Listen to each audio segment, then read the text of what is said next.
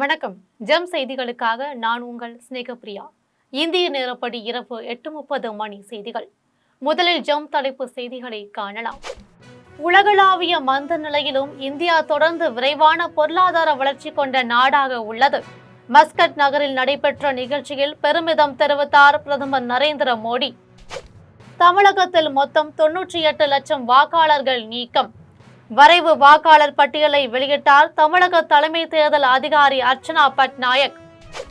பேராசிரியர் அன்பழகனின் 103வது பிறந்த நாளில் மரியாதை செலுத்தினார் முதலமைச்சர் மு.க.ஸ்டாலின்.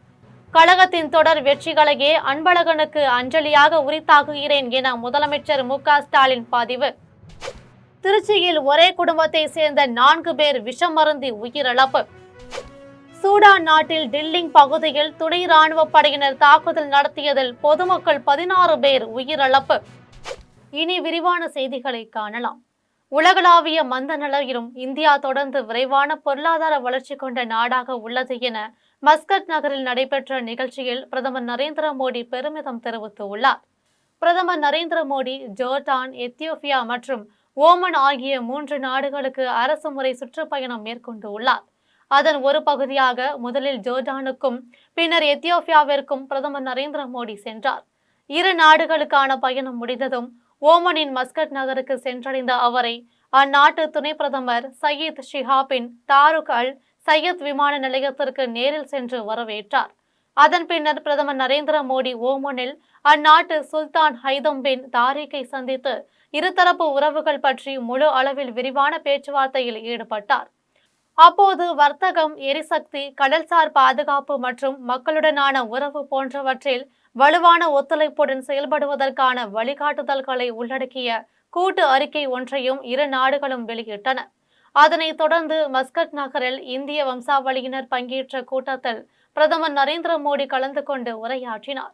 அப்போது சில நாட்களுக்கு முன்பு பொருளாதார வளர்ச்சி தொடர்பான தகவல் வெளியானது எனவும் அதில் இந்தியாவின் வளர்ச்சி 8% மேல் உள்ளது எனவும் தெரிவிக்கப்பட்டிருந்தது எனவும் உலக நாடுகள் சவால்களை சந்தித்த போதும் இந்தியா தொடர்ந்து விரைவான பொருளாதார வளர்ச்சி கொண்ட நாடாக உள்ளது என்று பிரதமர் நரேந்திர மோடி பெருமிதம் தெரிவித்துள்ளார். தமிழகத்தில் மொத்தம் 98 லட்சம் வாக்காளர்களை நீக்கப்பட்டுள்ளதாக தமிழக தலைமை தேர்தல் அதிகாரி அர்ச்சனா பட்நாயக் வெளியிட்டுள்ளார். இந்திய தேர்தல் ஆணையத்தின் அறிவுறுத்தலின்படி தமிழ்நாடு முழுவதும் வாக்காளர் பட்டியல் சிறப்பு தீவிர திருத்த பணி நடைபெற்றது. அதன் ஒரு பகுதியாக வரைவு வாக்காளர் பட்டியல் இன்று வெளியிடப்பட்டு உள்ளது. தமிழக தலைமை தேர்தல் அதிகாரி அர்ச்சனா பட்நாயக் இன்று மதியம் 3 மணி அளவில் வரைவு வாக்காளர் பட்டியலை வெளியிட்டார். இந்த சிறப்பு திருத்த பணிகளின் போது உயிரிழந்தவர்கள், முகவரி மாறியவர்கள், கண்டுபிடிக்க முடியாதவர்கள் மற்றும் இரட்டை பதிவு வாக்காளர்களின் பெயர்கள் சரிபார்க்கப்பட்டு தகுதியான வாக்காளர்கள் சேர்க்கப்பட்டு உள்ளனர். இந்நிலையில் அந்தந்த மாவட்ட ஆட்சியாளர்களே தேர்தல் நடத்தும் அதிகாரிகள் என்பதால் வரைவு வாக்காளர் பட்டியலை வெளியிட்டு வருகின்றனர். அதன்படி கோவை மாவட்டத்தில் உள்ள தொகுதிகளில் வரைவு வாக்காளர் பட்டியலில் 6,50,000 லட்சம் பெயர்களை நீக்கப்பட்டு உள்ளது. சேலம் மாவட்டத்தில் உள்ள 11 தொகுதிகளில் 3,62,000 பேர் நீக்கப்பட்டு உள்ளனர். முதலமைச்சர் தொகுதியான கொளத்தூர் தொகுதியில் 1,03,000 வாக்காளர்களும், சென்னை தொகுதியில் 14,25,018 வாக்காளர்களும் நீக்கம் செய்யப்பட்டு உள்ளனர். திருவள்ளூர் மாவட்டத்தில் 6,19,000 வாக்காளர்களும், காஞ்சிபுரம் மாவட்டத்தில் 2,74,000 வாக்காளர்களும், செங்கல்பட்டு மாவட்டத்தில் 7,01,871 வாக்காளர்களும், தஞ்சாவூர் மாவட்டத்தில் 2,06,000 வாக்காளர்களும், நெல்லை மாவட்டத்தில் 2,16,000 வாக்காளர்களும் என தமிழகத்தில் மொத்தம் 98 லட்சம் வாக்காளர்கள் நீக்கப்பட்டுள்ளதாக தமிழக தலைமை தேர்தல் அதிகாரி அர்ச்சனா பட்நாயக் வெளியிட்டுள்ளார். பேராசிரியர் அன்பழகனின் 103வது பிறந்த நாளில் மரியாதை செலுத்திய முதலமைச்சர் மு.க.ஸ்டாலின் கழகத்தின் தொடர் வெற்றிகளையே அவருக்கு என் அஞ்சலியாக உரித்தாக்குகிறேன் என்று தெரிவித்துள்ளார். பேராசிரியர் அன்பழகனின் 103வது பிறந்த நாளையொட்டி முதலமைச்சர் மு.க.ஸ்டாலின் சமூக வலைதளத்தில் பதிவு ஒன்றை வெளியிட்டுள்ளார். அதில் கழகம் எனும் களத்தை புயல் தாக்கிய போதெல்லாம் தலைவர் கலைஞரின் பக்கத்துணையாக நின்று கரை நோக்கி செலுத்திய பேராசிரியர் பெருந்தகையின் பிறந்தநாள் இன்று என்றும், என்னை வளர்த்தெடுத்த கொள்கை ஆசான்களில் ஒருவர் எனவும், நமது திராவிட மாடல் ஆட்சியில் தமிழ்நாடு புதிய உயரங்களை அடையும் போது ஒவ்வொரு தருணத்திலும் அவரது நினைவு என்னை ஆட்கொள்ள தவறியதில்லை எனவும், கொள்கை உறுதியும் கனிவும் நிறைந்த பேராசிரியர் பெருந்தகை ஊட்டிய திராவிட இனமான உணர்வோடு முன் செல்கிறேன் என்றும், கழகத்தின் தொடர் வெற்றிகளையே அவருக்கு என் அஞ்சலியாக உரித்தாக்குகிறேன் என்றும் சமூக வலைதளங்களில் முதலமைச்சர் மு.க.ஸ்டாலின் பதிவிட்டு உள்ளார். திருச்சியில் ஒரே குடும்பத்தை சேர்ந்த 4 பேர் விஷமருந்தி உயிரை மாய்த்து கொண்ட சம்பவம் குறித்து காவல்துறையினர் விசாரணை மேற்கொண்டனர். திருச்சி ஸ்ரீரங்கம் ரெங்கநாதர் கோவிலுக்கு சொந்தமாக பஞ்சகரை பகுதியில் பக்தர்கள் தங்கும் விடுதி கடந்த 2021ஆம் ஆண்டு 47 கோடி மதிப்பீட்டில் கட்டி முடிக்கப்பட்டு செயல்படுத்தப்பட்டு வருகிறது. இந்த விடுதியில் வெளி மாவட்டம், வெளி மாநிலங்களில் இருந்து ஸ்ரீரங்கம் உள்ளிட்ட திருச்சியில் உள்ள கோவிலுக்கு தரிசனம் செய்ய வருபவர்கள் தங்கி செல்கின்றனர். இந்நிலையில் தஞ்சாவூர் மாவட்டம் திருவையாறை சேர்ந்த சாமிநாதன், அவரது மனைவி செண்பகவள்ளி மற்றும் மகள்கள் பவானி, ஜீவா ஆகியோர் கடந்த 10ஆம் தேதி முதல் 14ஆம் தேதி வரை இந்த விடுதியில் தங்க முன்பதிவு செய்திருந்தனர். 14ஆம் தேதி அன்று மேலும் 2 நாட்கள் தங்க அனுமதி கேட்டு தங்கியுள்ளனர். இந்நிலையில் 19 தேதியான நிலையில் அறையை காலி செய்யாததால் கோவில் நிர்வாகம் இது குறித்து கேள்வி கேட்டதை அடுத்து இன்று விடுதி பராமரிப்பாளர்கள் அறையின் அருகே சென்றபோது துர்நாற்றம் வீசியது. உடனே அருகில் இருப்பவர்களை அழைத்து கதவை உடைத்து பார்த்தபோது சுவாமிநாதன் உள்ளிட்ட 4 பேரும் இறந்த நிலையில் கிடந்தனர். இதுகுறித்து ஸ்ரீரங்கம் காவல் நிலையத்திற்கு தகவல் தெரிவிக்கப்பட்டதின் பேரில் விரைந்து வந்த காவல்துறையினர் விசாரணை மேற்கொண்டனர். அப்போது பவானி, ஜீவா இருவரும் மன வளர்ச்சி குன்றியவர்கள் என்பதாலும், மூத்த மகள் பவானி திருமணமாகி சில மாதங்களிலேயே விவாகரத்து ஆகி பெற்றோருடன் வசித்து வந்ததாலும், வயதான காலத்தில் பிள்ளைகளை யாரும் பார்த்து கொள்ள முடியாத நிலையில் கடிதம் எழுதி வைத்துவிட்டு விஷம் மருந்தி அனைவரும் உயிரை மாய்த்து கொண்டது தெரிய வந்தது. இதையடுத்து 4 பேரின் உடல்களை காவல்துறையினர் மீட்டு பிரேத பரிசோதனைக்காக அரசு மருத்துவமனைக்கு அனுப்பி வைத்து விசாரணை நடத்தி வருகின்றனர். சூடான் நாட்டில் கார்ட்டூமின் மாகாணத்தில் டில்லிங் பகுதியில் துணை ராணுவ படையினர் இன்று தாக்குதல் நடத்தியதில் பொதுமக்கள் 16 பேர் உயிரிழந்தனர். வடக்கு ஆப்பிரிக்காவில் அமைந்துள்ள சூடான் நாட்டில் கடந்த 2021ஆம் ஆண்டு ராணுவம் ஆட்சியை கைப்பற்றியது. இந்த ஆட்சியின் தலைவராக ராணுவ தளபதியான ஜெனரல் படகல் பர்ஹன் செயல்பட்டு வருகிறார். அவருக்கு அடுத்த நிலையில் ஆட்சியின் துணை தலைவராக துணை ராணுவ படையின் தளபதியான ஜெனரல் முகமது ஹம்டன் டகலோ செயல்பட்டு வருகிறார். இதனிடையே துணை ராணுவத்தின் படைப்பிரிவுகளில் ஒன்றான அதிவிரைவு ஆதரவு படையினரை ராணுவத்துடன் இணைக்க ராணுவ தளபதியான ஜெனரல் படகல் பர்ஹன் முயற்சி மேற்கொண்டார். இதற்கு துணை ராணுவ படையின் அதிவிரைவு ஆதரவு படையினர் தரப்பில் எதிர்ப்பு கிளம்பியது. இதனால் ராணுவத்திற்கும் துணை ராணுவத்திற்கும் இடையே கடந்த 2023ஆம் ஆண்டு ஏப்ரல் 15ஆம் தேதி முதல் கடும் மோதல் ஏற்பட்டது. துணை ராணுவம் கட்டுப்பாட்டில் இருந்த தலைநகர் கார்ட்டூமினை கடந்த மார்ச் மாதம் ராணுவம் கைப்பற்றியது. அதே வேளையில் ராணுவத்திற்கும் துணை ராணுவத்திற்கும் இடையே தொடர்ந்து மோதல் நீடித்து வருகிறது. இந்த மோதலில் அப்பாவி பொதுமக்களும் உயிரிழந்து வருகின்றனர்.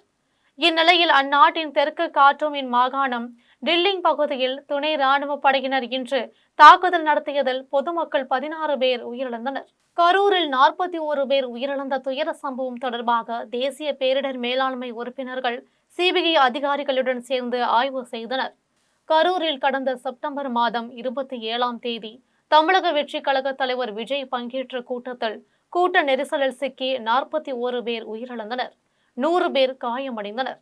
இந்த துயர சம்பவம் குறித்து உச்சநீதிமன்றம் அஜய் ரஸ்தோகி தலைமையிலான சிபிஐ குழுவினர் விசாரணை மேற்கொண்டு வருகின்றனர். அதன்படி கரூர் சுற்றுலா மாளிகையில் 2 மாதங்களுக்கும் மேலாக தங்கியிருந்து தொடர்ச்சியாக சிபிஐ அதிகாரிகள் வேலுச்சாமிபுரம் பகுதியில் பொதுமக்கள், வியாபாரிகள், ஆம்புலன்ஸ் ஓட்டுநர்கள், ஆம்புலன்ஸ் உரிமையாளர்கள், பிரேத பரிசோதனை செய்த மருத்துவர்கள் என பலரிடம் விசாரணை மேற்கொண்டு வருகின்றனர். இந்நிலையில் இச்சம்பவம் தொடர்பாக இன்று தேசிய பேரிடர் மேலாண்மை ஆணையத்தின் அனுஜ் தைவான் தலைமையிலான உறுப்பினர்கள் கரூருக்கு வருகை புரிந்து சிபிஐ அதிகாரிகளுடன் சேர்ந்து தமிழக வெற்றி கழகத்தின் துயர சம்பவம் நடந்த இடமான வேலுச்சாமிபுரம் பகுதியிலும் தமிழக வெற்றி கழகத்தினர் பிரச்சாரம் நடத்த கோரிக்கை வைத்த பேருந்து நிலையம், ரவுண்டானா, லைட் ஹவுஸ் கார்னர், உழவர் சந்தை, ஆசாத் ரோடு, 80 அடி சாலை உள்ளிட்ட பகுதிகளை ஆய்வு செய்தனர். அப்போது சம்பவம் நடந்தபோது பணியில் இருந்த கரூர் காவல் துணை கண்காணிப்பாளர் செல்வராஜ் சம்பவம் நடந்த இடத்தில் உள்ள சூழல்கள் குறித்து விளக்கினார். புயல், மழை, வெள்ளத்தால் சேதமடைந்த பயிர்களுக்கு உரிய இழப்பீடு வழங்க வேண்டும் என்பன உள்ளிட்ட பல்வேறு கோரிக்கைகளை வலியுறுத்தி குடியாத்தத்தில் விவசாயிகள் கண்டன ஆர்ப்பாட்டத்தில் ஈடுபட்டனர். வேலூர் மாவட்டம் குடியாத்தத்தில் பல்வேறு கோரிக்கைகளை வலியுறுத்தி தமிழ்நாடு விவசாயிகள் சங்கத்தின் சார்பில் விவசாயிகள் கண்டன ஆர்ப்பாட்டத்தில் ஈடுபட்டனர். ஆர்ப்பாட்டத்தில் சிறப்பு அழைப்பாளராக விவசாய சங்கத்தின் மாநில செயலாளர்கள் துளசி நாராயணன், சாமிநாதன் ஆகியோர் கலந்து கொண்டு கண்டன உரையாற்றினர். ஆர்ப்பாட்டத்தில் குடியாத்தம் பகுதியில் கால்நடை சந்தை அமைக்க வேண்டும், மோர்தானா அணையினை சுற்றுலா தலமாக அறிவிக்க வேண்டும், புயல் மழை வெள்ளத்தில் சேதமடைந்த பயிர்களுக்கு உரிய இழப்பீடு வழங்க வேண்டும், வன விலங்குகளிடம் இருந்து விளைநிலங்களை பாதுகாத்திட வேண்டும் என்பன உள்ளிட்ட பல்வேறு கோரிக்கைகளை வலியுறுத்தி விவசாயிகள் கண்டன கோஷங்களை எழுப்பினர். இதில் தாலுகா தலைவர் தசரதன், தாலுகா செயலாளர் சரவணன், சிலம்பரசன் உட்பட பலர் கலந்து கொண்டனர். மின் சிக்கன வாரத்தை முன்னிட்டு வாழப்பாடியில் மின் பகிர்மான வட்டம் சார்பில் மின் ஊழியர்கள் மற்றும் பணியாளர்கள் பங்கேற்று மின் சாதனங்களை பயன்படுத்துவது குறித்தும் மின் சிக்கனத்தை கடைபிடிப்பது குறித்தும் வாசகங்கள் அடங்கிய விழிப்புணர்வு பதாகைகளை கையில் ஏந்தியபடி பொதுமக்களிடையே விழிப்புணர்வு ஏற்படுத்தினர். சேலம் மாவட்டம் வாழப்பாடி பேருந்து நிலையத்தில் தமிழ்நாடு மின் பகிர்மான கழகம் சார்பில் மின்சார சிக்கன பாதுகாப்பு வழிமுறைகள் குறித்த விழிப்புணர்வு பேரணி நடைபெற்றது. பேரணியில் ஆளில்லாத அறையில் ஓடும் மின்விசிறி, மின் விளக்குகள் அணைக்க வேண்டும், மின் ஒயரிங் வேலைகளை அரசு உரிமம் பெற்ற மின் ஒப்பந்ததாரர் மூலம் செய்ய வேண்டும், ISI முத்திரை பெற்ற நட்சத்திர குறியிட்ட மின் சாதனங்களை மட்டுமே பயன்படுத்த வேண்டும், ஃப்ரிட்ஜ், கிரைண்டர் போன்றவற்றிற்கு நிலை இணைப்புடன் கூடிய 3 பின் சாக்கெட் உள்ள மின் பிளக்குகளை மட்டுமே பயன்படுத்த வேண்டும், நட்சத்திர குறியீடு கொண்ட மின் சாதனங்களை பயன்படுத்த வேண்டும், RCCPயை வீடுகளில் மெயின் சுவிட்ச் போர்டில் பொருத்தினால் மின் கசிவால் ஏற்படும் விபத்தை தவிர்க்கலாம் என்பன உள்ளிட்ட பல்வேறு விழிப்புணர்வு வாசகங்கள் அடங்கிய பதாகைகளை கையில் ஏந்தியபடி மின் ஊழியர்கள், மின் பணியாளர்கள் முக்கிய வீதிகள் வழியாக 2 கிலோமீட்டர் தூரம் சென்று பொதுமக்களிடையே விழிப்புணர்வு ஏற்படுத்தினர். தாராபுரத்தில் மறைந்த முன்னாள் திமுக பொதுச் செயலாளரும் பேராசிரியருமான அன்பழகனின் 103வது பிறந்தநாள் விழாவை திமுகவினர் சிறப்பாக கொண்டாடினர். திருப்பூர் மாவட்டம் தாராபுரம் பழைய நகராட்சி அலுவலகத்தில் உள்ள திமுக கட்சி அலுவலகத்தில் திருப்பூர் தெற்கு மாவட்ட திமுகவினர் சார்பில் மறைந்த முன்னாள் திமுக பொதுச் செயலாளரும் பேராசிரியருமான அன்பழகனின் 103வது பிறந்தநாள் விழா கொண்டாடப்பட்டது. விழாவிற்கு திருப்பூர் 4ஆம் மண்டல தலைவரும் திருப்பூர் தெற்கு மாவட்ட திமுக செயலாளருமான இல பத்மநாபன் தலைமை தாங்கினார். நகர செயலாளர் முருகானந்தம் முன்னிலை வகித்தார். விழாவில் திமுக நிர்வாகிகள் திரளாக கலந்து கொண்டு மறைந்த பேராசிரியர் அன்பழகனின் திருவுருவ படத்திற்கு மாலை அணிவித்து மலர் தூவி மரியாதை செலுத்தினர். அதன் பின்னர் பொதுமக்களுக்கு இனிப்புகள் வழங்கினர். இதில் திமுக நிர்வாகிகள் திரளாக கலந்து கொண்டனர். செங்கம் அருகே சாலை ஆக்கிரமிப்பை அகற்றாத நெடுஞ்சாலைத்துறையினரை கண்டித்து பொதுமக்கள் சாலை மறியல் போராட்டத்தில் ஈடுபட்டனர். திருவண்ணாமலை மாவட்டம் செங்கம் அடுத்த பள்ளிப்பட்டு பேருந்து நிறுத்தம் பகுதியில் சாலையின் ஓரத்தில் வணிகர்கள் கடையை வைத்து ஆக்கிரமிப்பு செய்துள்ளதால் மாலை வேளையில் பள்ளி மாணவர்களும் பேருந்து பயணிகளும் நிற்பதற்கு கூட இடமில்லாமல் தவித்து வருகின்றனர். இந்நிலையில் ரூபாய் 1 கோடி மதிப்பீட்டில் தற்போது சாலை விரிவாக்கம் செய்யும் பணி நடைபெற்று வருகிறது. இதனிடையே சாலை ஆக்கிரமிப்பை அகற்றிவிட்டு சாலை விரிவாக்கம் செய்ய வேண்டும் என பொதுமக்கள் கோரிக்கை விடுத்ததுடன் முதலமைச்சர், மாவட்ட ஆட்சியர், வட்டாட்சியர், நெடுஞ்சாலைத்துறையினர் உள்ளிட்ட அனைவரிடமும் பொதுமக்கள் புகார் மனு அளித்தனர். மனுவின் மீது நடவடிக்கை எடுக்காமல் காவல்துறையினரின் உதவியோடு சாலை விரிவாக்க பணியில் நெடுஞ்சாலைத்துறையினர் ஈடுபட்டதால் ஆத்திரமடைந்த பள்ளிப்பட்டு பொதுமக்கள் செங்கத்திலிருந்து இளங்கொன்னி செல்லும் கிராம சாலையில் மறியலில் ஈடுபட்டனர். அப்போது சாலை ஆக்கிரமிப்புகளை அகற்றிவிட்டு சாலை விரிவாக்க பணியை செய்ய வேண்டும் என வலியுறுத்தினர். இது குறித்து தகவல் அறிந்து சம்பவ இடத்திற்கு வந்த நெடுஞ்சாலைத்துறை ஏடி பொதுமக்கள் கேட்ட கேள்விக்கு பதிலளிக்காமல் மழுப்பலான பதிலை அளித்துவிட்டு சென்றதால் பொதுமக்கள் ஆத்திரத்தில் உள்ளனர். காங்கிரஸ் தலைவர்கள் சோனியா காந்தி மற்றும் ராகுல் காந்தியை நேஷனல் ஹெரால்டு பத்திரிகை வழக்கில் இருந்து நீதிமன்றம் விடுவித்ததை வரவேற்றும் பொய் வழக்கு போட்ட பாஜக அரசை கண்டித்தும் சேலத்தில் காங்கிரஸ் நிர்வாகிகள் கண்டன ஆர்ப்பாட்டத்தில் ஈடுபட்டனர். அகில இந்திய காங்கிரஸ் கட்சியின் தலைவர் ராகுல் காந்தி மற்றும் சோனியா காந்தி மீது நேஷனல் ஹெரால்டு பத்திரிகை தொடர்பாக அமலாக்கத்துறை மூலமாக தொடரப்பட்ட வழக்கில் போதிய முகாந்திரம் இல்லை என குற்றப்பத்திரிகையை டெல்லி நீதிமன்றம் தள்ளுபடி செய்தது. ராகுல் காந்தி, சோனியா காந்தி ஆகியோரை விடுவித்தது. இதனைத் தொடர்ந்து தமிழகம் முழுவதும் காங்கிரஸ் கட்சி நிர்வாகிகள் நீதிமன்ற தீர்ப்பை வரவேற்றும் பாஜக மற்றும் அமலாக்கத்துறையை கண்டித்தும் ஆர்ப்பாட்டத்தில் ஈடுபட்டு வருகின்றனர். அதன் ஒரு பகுதியாக சேலம் பழைய பேருந்து நிலையம் அருகே உள்ள காந்தி சிலை முன்பு சேலம் மாநகர மாவட்ட காங்கிரஸ் கமிட்டி தலைவர் ARP பாஸ்கர் தலைமையிலும் சிறுபான்மையினர் துறையின் சேலம் மாவட்ட தலைவர் அலாவுதீன் பாஷா முன்னிலையிலும் காங்கிரஸ் கட்சியின் நிர்வாகிகள் ஒன்று திரண்டு மத்திய அரசிற்கு எதிராக கண்டன ஆர்ப்பாட்டத்தில் ஈடுபட்டனர். அப்போது அமலாக்கத்துறையை தூண்டி பொய் வழக்கு தொடுத்த பாஜக அரசு பதவி விலக வேண்டும் என வலியுறுத்தினர். இதில் ஏராளமான காங்கிரஸ் கட்சியின் நிர்வாகிகள் கலந்து கொண்டனர். செஞ்சி அருகே இயற்கை உபாதை கழிக்க சென்ற இளைஞர் சட்டவிரோதமாக கரும்பு தோட்டத்தில் வைக்கப்பட்டிருந்த மின் வேலியில் சிக்கி உயிரிழந்த சம்பவம் குறித்து செஞ்சி காவல்துறையினர் விசாரணை மேற்கொண்டு வருகின்றனர். விழுப்புரம் மாவட்டம் செஞ்சி அடுத்த அருகாவூர் ஊராட்சிக்குட்பட்ட பணப்பாக்கம் கிராமத்தில் வசித்து வரும் ஏழுமலையின் இளைய மகன் லட்சுமணன் என்பவர் திண்டிவனம் சிப்காட் தொழிற்சாலையில் பணிபுரிந்து வருகிறார். நேற்று வழக்கம் போல் பணிக்கு சென்றுவிட்டு இரவு வீடு திரும்பினார். இந்நிலையில் இன்று காலை அவரது வீட்டிலிருந்து 500 மீட்டர் தொலைவில் உள்ள மணி என்பவரின் விவசாய நிலத்திற்கு இயற்கை உபாதை கழிக்க சென்றபோது சட்டவிரோதமாக கரும்பு தோட்டத்தில் அமைக்கப்பட்டிருந்த மின் வேலியில் சிக்கி லட்சுமணன் உயிரிழந்தார். இதனை கண்டு அதிர்ச்சியடைந்த பொதுமக்கள் செஞ்சி காவல் நிலையத்திற்கு தகவல் அளித்தனர். தகவலின் பெயரில் சம்பவ இடத்திற்கு விரைந்து சென்ற செஞ்சி காவல்துறையினர் லட்சுமணன் சடலத்தை கைப்பற்றி பிரேத பரிசோதனைக்காக செஞ்சி அரசு பொது மருத்துவமனைக்கு அனுப்பி வைத்தனர். மேலும் வழக்கு பதிவு செய்து விசாரணை மேற்கொண்டு வருகின்றனர். கோவையில் உள்ள கொங்கு நாடு கல்லூரியில் நடைபெறும் சரஸ்வதி நாகரிகம் கருத்தரங்கிற்கு எதிர்ப்பு தெரிவித்து தந்தை பெரியார் திராவிடர் கழகம் உட்பட முற்போக்கு இயக்கத்தினர் கண்டன ஆர்ப்பாட்டத்தில் ஈடுபட்டனர். கோவை கவுண்டம்பாளையம் பகுதியில் உள்ள அரசு உதவி பெறும் கொங்கு நாடு கலை அறிவியல் கல்லூரியில் சிந்து சரஸ்வதி நாகரிகம் என்ற வரலாற்று கருத்தரங்கு நிகழ்ச்சி தென்னிந்திய ஆய்வு மையத்தால் நடத்தப்படுகிறது.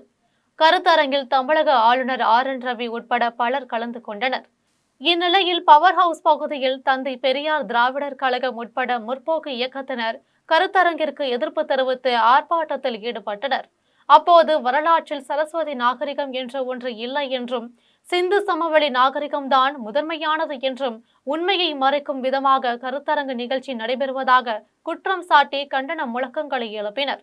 ஆர்ப்பாட்டத்தில் ஈடுபட்ட 50க்கும் மேற்பட்ட முற்போக்கு இயக்கத்தினரை காவல்துறையினர் கைது செய்தனர். இதுகுறித்து தந்தை பெரியார் திராவிட கழகத்தின் பொதுச் செயலாளர் கு. ராமகிருஷ்ணன் செய்தியாளர்களை சந்தித்து பேசினார். அப்போது கருத்தரங்கில் திராவிட நாகரிகத்தை மறுத்து வேத நாகரிகத்தை புகுத்துவதாகவும் இதன் மூலம் வரலாற்றை திருத்தி மாணவர்களுக்கு சொல்வது மட்டுமல்லாமல் இந்த கல்லூரியில் கல்வியை காவியமயமாக்குவதும் குற்றம் சாட்டியுள்ளனர். கொடைக்கானல் இயற்கை அழகை பாதுகாக்க மாவட்ட நிர்வாகமும் அரசும் நடவடிக்கை எடுக்க வேண்டும் என சுற்றுலா பயணிகள் மற்றும் சமூக ஆர்வலர்கள் கோரிக்கை விடுத்து உள்ளனர். மலைகளின் இளவரசி என்றழைக்கப்படும் திண்டுக்கல் மாவட்டம் கொடைக்கானல் மற்றும் அதன் சுற்றுவட்டார பகுதிகளில் இயற்கை வளங்களை பாதுகாக்கும் விதமாக கொடைக்கானலில் கனரக வாகனங்களான JCB, ஹிட்டாச்சி, போர்வேல், பாறைகளை துளையிடும் இயந்திரங்கள் ஆகியவற்றை பயன்படுத்தியும் வெடிபொருட்களை பயன்படுத்தியும் பாறைகளை உடைக்கும் செயலில் ஈடுபடக்கூடாது என்று நீதிமன்றம் கடந்த சில வருடங்களுக்கு முன்பு உத்தரவு பிறப்பித்து உள்ளது. மேலும் நீதிமன்றம் உத்தரவை மீறி கனரக வாகனங்களை பயன்படுத்துவோர் மீது கடுமையான நடவடிக்கை எடுக்க வேண்டும் என்றும் திண்டுக்கல் மாவட்ட ஆட்சியாளர் உத்தரவிட்டதன் பேரில் கனரக வாகனங்களை பயன்படுத்துபவர்களின் வாகனங்கள் பறிமுதல் செய்யப்படுவதோடு மட்டுமல்லாமல் காவல்துறையின் மூலம் வழக்கு பதிவு செய்யப்படும் என்றும் அனைத்து வாகனங்களையும் தரைத்தளத்திற்கு எடுத்து செல்ல வேண்டும் என்றும் கொடைக்கானல் கோட்டாட்சியர் உத்தரவிட்டு உள்ளார். இந்நிலையில் தற்போது கொடைக்கானலில் மலைப்பகுதிகளில் இரவு பகல் பாராமல் கனரக வாகனங்கள் பயன்படுத்தப்பட்டு தடை செய்யப்பட்ட வெடிப்பொருட்களை பயன்படுத்தி பாறைகளை உடைப்பதும் கொடைக்கானலில் அரசு அதிகாரிகளின் ஆதரவோடு இயற்கை வளங்கள் அளிக்கப்பட்டு வருவதாகவும் குற்றச்சாட்டு எழுந்து உள்ளது. எனவே மலைகளின் இளவரசி என்றழைக்கப்படும் கொடைக்கானல் இயற்கை அழகை பாதுகாக்க மாவட்ட நிர்வாகமும் அரசும் நடவடிக்கை எடுக்க வேண்டும் என சுற்றுலா பயணிகள் மற்றும் சமூக ஆர்வலர்கள் கோரிக்கை விடுத்து வருகின்றனர். பெரியபாளையம் அடுத்த ஆரணி அருகே மாதவரம் பகுதியில் ரூபாய் 12,30,000 மதிப்பீட்டில் கட்டி முடிக்கப்பட்ட ரேஷன் கடையை பொன்னேரி காங்கிரஸ் சட்டமன்ற உறுப்பினர் துரை சந்திரசேகர் ரிப்பன் வெட்டி திறந்து வைத்து பொதுமக்களுக்கு ரேஷன் பொருட்களை வழங்கினார்.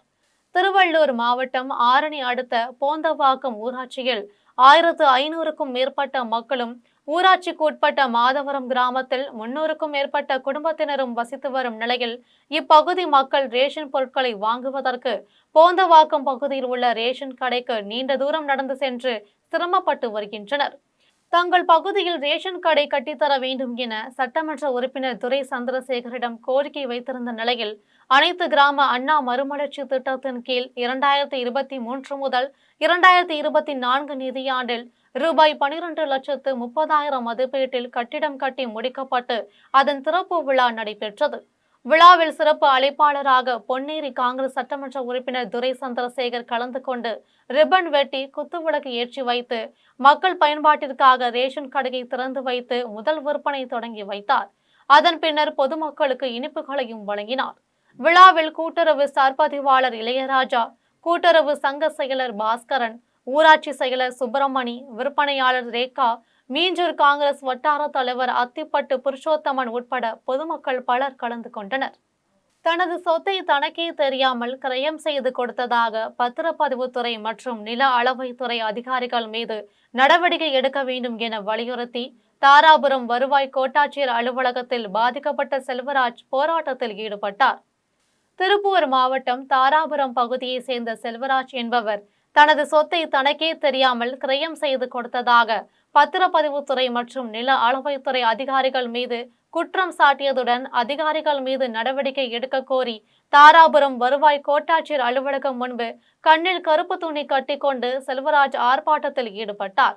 அப்போது பேசிய அவர் தாராபுரம் நகர் காந்திபுரம் பகுதியில் சர்வே எண் 825, 834 தனது தந்தையின் தந்தையும் தனது அப்பாவுமான காலஞ்சென்ற கருப்பநாயக்கருக்கு வீடு மற்றும் வீட்டுமனை பூர்வீகமான சொத்து உள்ளது என்றும் இது தொடர்பாக தாராபுரம் மாவட்ட உரிமையியல் நீதிமன்றத்தில் வழக்கு தொடரப்பட்டு அதில் தனக்கு 1/3 பங்கு சொத்து வழங்க வேண்டும் என நீதிமன்றம் தீர்ப்பளித்துள்ளது என்றும் தெரிவித்தார்.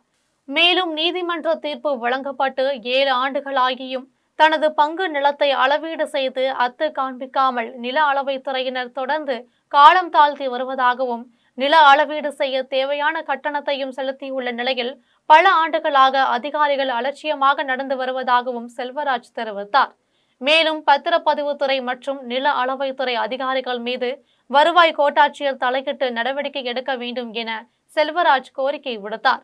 இது தொடர்பாக மேலும் அவர் தெரிவிக்கையில், தாராபுரம் நகரத்துல காந்திபுரம் 6வது வார்டில் காலம் சென்ற கருப்பு நாயக்கருக்கு சொந்தமான 5 சென்ட் நிலத்தினை கருப்பு நாயக்கரின் வாரிசுகளான ரங்கசாமி லேட் மகன் செல்வராஜ் அவர்களுடைய வாரிசு சான்றிதழிலே பெயரை மறைத்து போலி ஆவணங்களை வைத்து 2005 செல்வராஜர் பெயரை விட்டுட்டு அவரது தங்கச்சி தனபாக்கியம் அவர்கள் கிரயம் பண்ணிடுறாங்க. அவர் அந்த 5 சென்ட் சொத்தினை கிரயம் பண்ணிடுறாங்க. இந்த போலி கிரயத்தை ரத்து செய்யணும்னு சொல்லியும் தனக்கு பாத்திப்பட்ட நிலத்தை மீட்டு தரணும்னு சொல்லி கோர்ட்ல வழக்கு தொடர்றாரு 2016 செல்வராஜ் அவர்கள்.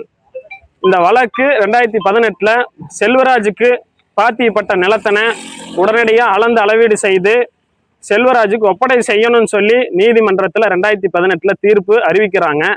அதன் அடிப்படையில் செல்வராஜ் சர்வே டிபார்ட்மெண்ட்டுக்கு பணம் கட்டி 2 முறைக்கு மேலாக பணம் கட்டி அளக்க சொல்லி கூப்பிடுறாங்க. கொரோனா காலகட்டங்கிறதுனால கொஞ்சம் தள்ளி கொடுத்தாங்க. இப்போ 7-8 வருஷம் ஆயிடுச்சு. 2026ஆம் ஆண்டு சட்டமன்ற தேர்தலில் ஆலந்தூர் தொகுதியில் போட்டியிடுவதற்கு சென்னை ராயப்பேட்டை அதிமுக தலைமை கழகத்தில் சிறுபான்மை பிரிவின் மாநில துணை செயலாளர் பஹீம் விருப்பம் அளித்தார். அனைத்து இந்திய அண்ணா திராவிட முன்னேற்ற கழகத்தின் பொதுச் செயலாளர் எடப்பாடி கே பழனிசாமி ஆணைக்கிணங்க சென்னை புறநகர் மாவட்ட அதிமுக செயலாளர் KV கந்தன் அறிவுறுத்தலின்படி 2026ஆம் ஆண்டு சட்டமன்ற தேர்தலுக்கான விருப்ப மனுவினை அளிக்கும் நிகழ்ச்சி சென்னை ராயப்பேட்டையில் உள்ள அஇஅதிமுக தலைமை கழகத்தில் நடைபெற்றது. நிகழ்ச்சியில் முன்னாள் கவுன்சிலரும் சிறுபான்மை பிரிவின் மாநில துணை செயலாளருமான பஹீம் கலந்து கொண்டு ஆலந்தூர் தொகுதியில் போட்டியிடுவதற்கு விருப்ப மனு அளித்தார். நிகழ்ச்சியில் ஆலந்தூர் பகுதி கழக நிர்வாகிகள் சிவராஜ், முன்னாள் வார்டு உறுப்பினர்கள் வேம்பரசன், டார்வின், புருஷோத்தமன், ஆலந்தூர் வட்ட கழக நிர்வாகிகள் PGS டில்லிபாபு, சந்திரசேகர், மாவட்ட அணி நிர்வாகிகள் குணா, லோகநாதன், எட்வின், பிரபாகரன், தபரஸ், ஆலந்தூர் பகுதி அணி நிர்வாகிகள் குலோத்தங்கன், ராஜா, கண்ணன், ஆரிஃபா, சதீஷ் பாபு, வினோத், சுரேஷ், சம்பந்தம், சரவணன், கோகிலா மற்றும் ஆலந்தூர் கழக முக்கியஸ்தர்கள் J. Ramu, Muniyandi, Karthik, Venkatesan, teachers colony Suresh, சம்பந்தம் உட்பட பலர் கலந்து கொண்டனர். 2026 சட்டமன்ற தேர்தலில் தமிழக முதலமைச்சர் மு.க.ஸ்டாலின் நலத்திட்டங்களை பொதுமக்களிடம் எடுத்துக் கூறி திமுகவை வெற்றி பெற செய்ய வேண்டும் என்று தத்தனூர் ஊராட்சியிலும் கடுவாஞ்சேரி ஊராட்சியிலும் நடைபெற்ற திமுக பூத் கமிட்டி கூட்டத்தில் ஸ்ரீபெரும்புதூர் திமுக ஒன்றிய செயலாளர் கோபால் திமுக நிர்வாகிகளை கேட்டுக்கொண்டார். காஞ்சிபுரம் மாவட்டம் ஸ்ரீபெரும்புதூர் அடுத்த தத்தனூர் ஊராட்சியிலும் கடுவாஞ்சேரி ஊராட்சியிலும் திமுக பூத் கமிட்டி கூட்டம் நடைபெற்றது. கூட்டத்தில் ஸ்ரீபெரும்புதூர் திமுக ஒன்றிய செயலாளர் கோபால் கலந்து கொண்டு பொதுமக்களிடம் உரையாற்றினார். அப்போது முதியோர் உதவித்தொகை, மாற்றுத்திறனாளிகள் மற்றும் விதவை உதவித்தொகை, மருத்துவ காப்பீட்டு திட்டம், மகளிர் இலவச பேருந்து திட்டம், மகளிர் உரிமை தொகை திட்டம், தமிழ் புதல்வன் திட்டம், கல்லூரி மாணவர்களுக்கான உயர்கல்வி திட்டம், பள்ளி மாணவர்களுக்கான காலை உணவு திட்டம், கல்வி கடன் உதவி திட்டம், நான் முதல்வன் திட்டம், காலை உணவு திட்டம் என பல்வேறு திட்டங்களை வகுத்து தமிழக மக்களுக்காக திறம்பட செயல்படுத்தி வரும் தமிழக முதலமைச்சர் மு.க.ஸ்டாலின் மீண்டும் முதலமைச்சர் ஆவார் என்றும் வரும் 2026 சட்டமன்ற தேர்தலில் 210 தொகுதிகளில் திமுக வெற்றி பெற்று 7வது முறையாக திமுக ஆட்சி அமைக்கும் என்றும் தெரிவித்தார். மேலும் திமுக நிர்வாகிகள் அனைவரும் தமிழக முதலமைச்சர் மு.க.ஸ்டாலின் நலத்திட்டங்களை பொதுமக்களிடம் எடுத்து கூறி 2026 சட்டமன்ற தேர்தலில் திமுக அமோகமாக வெற்றி பெற பாடுபட வேண்டும் என்று திமுக நிர்வாகிகளையும் பொதுமக்களையும் ஸ்ரீபெரும்புதூர் திமுக ஒன்றிய செயலாளர் கோபால் கேட்டுக்கொண்டார். இதில் ஸ்ரீபெரும்புதூர் திமுக ஒன்றிய கவுன்சிலரும் திமுக ஒன்றிய பொருளாளருமான பரமசிவம், ஸ்ரீபெரும்புதூர் ஒன்றிய குழு துணைத் தலைவர் மாலதி போஸ்கோ, தத்தனூர் ஊராட்சி மன்ற தலைவர் புருஷோத்தமன், பாலநல்லூர் ஊராட்சி மன்ற தலைவர் நேரு, கொளத்தூர் ஊராட்சி மன்ற தலைவர் ஹரிகிருஷ்ணன், வடுவாஞ்சேரி திமுக கிளை செயலாளர் விநாயகமூர்த்தி, திமுக நிர்வாகி சந்தானம், தகவல் தொழில்நுட்ப துணை அமைப்பாளர் செல்வம் உட்பட பலர் கலந்து கொண்டனர். சாத்தான்குளத்தில் ஓட விரட்டி சென்று இளைஞரை வெட்டி உயிரை மறைத்துவிட்டு தப்பித்து சென்ற குற்றவாளிகள் 2வரை சாத்தான்குளம் காவல்துறையினர் தேடி வருகின்றனர். தூத்துக்குடி மாவட்டம் சாத்தான்குளம் காந்தி நகர் பகுதியை சேர்ந்த கூலி தொழிலாளி சுடலை முத்து என்பவருக்கு திருமணமான நிலையில் 3 குழந்தைகள் உள்ளனர். இந்நிலையில் இன்று காலையில் சாத்தான்குளம் பகுதியை சேர்ந்த சுந்தர் என்பவர் காந்தி நகர் பகுதிக்கு சென்று சுடலை முத்து என்பவரை சாதியின் பெயரை சொல்லி திட்டியதால் இருவருக்கும் வாக்குவாதம் ஏற்பட்டது. இதனை அடுத்து சுந்தர் தனது நண்பருடன் சென்று சுடலை முத்துவை அரிவாளால் வெட்டிய போது உயிருக்கு பயந்து சுடலை முத்து ஓடினார். அப்போது ஓட விரட்டி சென்று அரிவாளால் வெட்டி சுடலை முத்துவின் உயிரை மாய்த்துவிட்டு சுந்தர் தனது நண்பருடன் இருசக்கர வாகனத்தில் தப்பித்து சென்று விட்டார். இதுகுறித்து தகவல் அறிந்து சம்பவ இடத்திற்கு விரைந்து வந்த சாத்தான்குளம் காவல்துறையினர் உயிரிழந்த சுடலை முத்துவின் உடலை கைப்பற்ற முயற்சித்தனர். அப்போது ஊர் மக்கள் காவல்துறையினரை முற்றுகையிட்டு வாக்குவாதத்தில் ஈடுபட்டனர். நீண்ட நேர பேச்சுவார்த்தைக்கு பின்னர் சுடலை முத்துவின் உடலை காவல்துறையினர் கைப்பற்றி பிரேத பரிசோதனைக்காக சாத்தான்குளம் அரசு மருத்துவமனைக்கு அனுப்பி வைத்தனர். மேலும் வழக்கு பதிவு செய்து விசாரணை நடத்தியதுடன் தப்பி ஓடிய குற்றவாளிகள் 2வரை காவல்துறையினர் தேடி வருகின்றனர். சிதம்பரம் அருகே பூமுட்லூர் அரசு கல்லூரியில் நடைபெற்ற நலம் காக்கும் ஸ்டாலின் சிறப்பு முகாமில் திமுக மாவட்ட பொருளாளர் MRKB கதிரவன் கலந்து கொண்டு பயனாளிகளுக்கு மருந்து பெட்டகங்களை வழங்கினார். கடலூர் மாவட்டத்தில் மொத்தம் 46 முகாம்கள் நடத்த திட்டமிடப்பட்டு 22வது முகாம் சிதம்பரம் அடுத்த முட்லூரில் உள்ள அரசு கல்லூரியில் தமிழக அரசின் நலம் காக்கும் ஸ்டாலின் இலவச மருத்துவ முகாம் நடைபெற்றது. முகாமிற்கு மருத்துவ அலுவலர் டாக்டர் சிவக்குமார் தலைமை தாங்கினார். முகாமில் புவனகிரி ஒன்றிய அட்மா குழு தலைவரும் பரங்கிப்பேட்டை மேற்கு ஒன்றிய திமுக செயலாளருமாகிய டாக்டர் மனோகர் பங்கேற்று மருத்துவ முகாமை குத்துவிளக்கு ஏற்றி வைத்து துவக்கி வைத்தார். கூட்டத்தில் சிறப்பு அழைப்பாளராக கடலூர் கிழக்கு மாவட்ட திமுக பொருளாளர் MRKB கதிரவன் பங்கேற்று மருத்துவ முகாமை பார்வையிட்டு கர்ப்பிணி பெண்களுக்கு ஊட்டச்சத்து பெட்டகங்களையும் இல்லம் தேடி மருத்துவம் திட்டத்தின் கீழ் மருத்துவ பயனாளிகளுக்கு மருந்து பெட்டகங்களையும் வழங்கினார். அதன் பின்னர் முகாமில் பொதுமக்களுக்கு சிகிச்சை அளிப்பதை நேரில் பார்வையிட்டார். சிறப்பு பரிசோதனை செய்யும் இடங்களையும் பார்வையிட்ட அவர் சிகிச்சை முறைகள் குறித்து மருத்துவர்களிடம் கேட்டறிந்தார். மேலும் பொதுமக்களுக்கு பரிசோதனைகள் நடைபெறுவதையும் மருத்துவர்கள் ஆலோசனைகளை வழங்குவதையும் திமுக பொருளாளர் MRKB கதிரவன் பார்வையிட்டார். நிகழ்ச்சியில் முன்னாள் ஒன்றிய குழு தலைவர்கள் மதியழகன், கருணாநிதி, பரங்கிப்பேட்டை ஒன்றிய அட்மா குழு தலைவர் ஜெயச்சந்திரன் உட்பட பலர் கலந்து கொண்டனர். மகாத்மா காந்தி தேசிய ஊரக வேலை உறுதி திட்டத்தையே முடக்கும் முயற்சியில் மத்திய பாஜக அரசு செயல்படுகிறது என்று மன்னார்குடியில் நடைபெற்ற கூட்டத்தில் ஒன்றிய செயலாளர் ஜி.வி. குமரேசன் தெரிவித்துள்ளார். 2026 சட்டமன்ற தேர்தலை முன்னிட்டு திமுக சார்பில் தமிழகம் முழுவதும் என் வாக்குச்சாவடி வெற்றி வாக்குச்சாவடி என்கிற தலைப்பில் பூத் வாரியாக ஆலோசனை கூட்டங்கள் நடைபெற்று வருகிறது. அந்த வகையில் திருவாரூர் மாவட்டம் மன்னார்குடி கிழக்கு ஒன்றிய திமுக சார்பில் ஹரிச்சந்திரபுரம் ஊராட்சிக்குட்பட்ட 283 மற்றும் 284 ஆகிய பூத் நிர்வாகிகளுக்கான ஆலோசனை கூட்டம் தலைமை செயற்குழு உறுப்பினர் செல்வம் தலைமையில் நடைபெற்றது. கூட்டத்தில் ஒன்றிய செயலாளர் ஐ.வி. குமரேசன் கலந்து கொண்டு உரையாற்றினார். அப்போது திமுக அரசின் சாதனைகளை மக்களிடம் எடுத்து கூறி கூடுதல் வாக்குகளை பெறுவதற்கு கட்சி நிர்வாகிகள் பாடுபட வேண்டும். காங்கிரஸ் தலைமையிலான பிரதமர் மன்மோகன் ஆட்சியில் 2006ஆம் ஆண்டில் கிராமப்புற மக்களுக்கு வேலைவாய்ப்பு வழங்கும் நோக்கில் 100 நாள் வேலை திட்டம் கொண்டு வரப்பட்டது என்றும், ஆனால் மகாத்மா காந்தி தேசிய ஊரக வேலை உறுதி திட்டத்தை மத்திய அரசு முடக்க நினைக்கிறது என்றும், ஆனால் திமுக தான் 100 நாள் வேலை கொடுக்கவில்லை என அதிமுகவினர் கிராமங்கள் தோறும் கூட்டத்தை நடத்தி பொய் பிரச்சாரத்தில் ஈடுபட்டு வருகின்றனர் என்றும் குமரேசன் தெரிவித்தார். மேலும் தமிழகத்தில் பேரிடர் பாதித்த போது மத்திய அரசு உரிய நிதியை வழங்காமல் தமிழகத்தை புறக்கணித்து வந்தது எனவும், ஆனால் நிதி இல்லாத போதும் தமிழக மக்களை பாதுகாக்கும் வகையில் தமிழக முதலமைச்சர் மு.க. ஸ்டாலின் சிறப்பாக செயல்பட்டார் எனவும், 2026 சட்டமன்ற தேர்தலில் திமுக கூட்டணி பெரும்பான்மையான இடங்களில் வெற்றி பெறும் என்றும் ஒன்றிய செயலாளர் ஐ.வி. குமரேசன் தெரிவித்தார். உத்தரமேரூர் வட்டம் பெண்ணலூர் ஊராட்சியில் 2024 முதல் 2025ஆம் ஆண்டிற்கான மகாத்மா காந்தி தேசிய ஊரக வேலை உறுதி திட்டத்தின் கீழ் இன்று சமூக தணிக்கை சிறப்பு கிராம சபை கூட்டம் நடைபெற்றது. தேசிய ஊரக வேலை உறுதியளிப்பு திட்டம் மற்றும் பிரதமர் நினைவு குடியிருப்பு ஆகிய திட்டங்கள் செயல்படுத்தப்படுகின்றன. அதன்படி வாரந்தோறும் சில ஊராட்சிகளை தேர்வு செய்து வரவு செலவு கணக்குகளை சமூக தணிக்கை செய்து மாநில ஊரக வளர்ச்சி தணிக்கை சங்கத்திற்கு அறிக்கை சமர்ப்பிக்கப்படுகிறது. தற்போது 24வது சுற்றாக உத்தரமேரூர் வட்டத்தில் 3 கிராமப்புற ஊராட்சிகள் தேர்வு செய்யப்பட்டது. இந்நிலையில் காஞ்சிபுரம் மாவட்டம் உத்தரமேரூர் வட்டம் பெண்ணலூர் ஊராட்சியில் ஊராட்சி மன்ற தலைவர் மங்கை வேங்கையன் தலைமையில் சமூக தணிக்கை சிறப்பு கிராம சபை கூட்டம் நடைபெற்றது.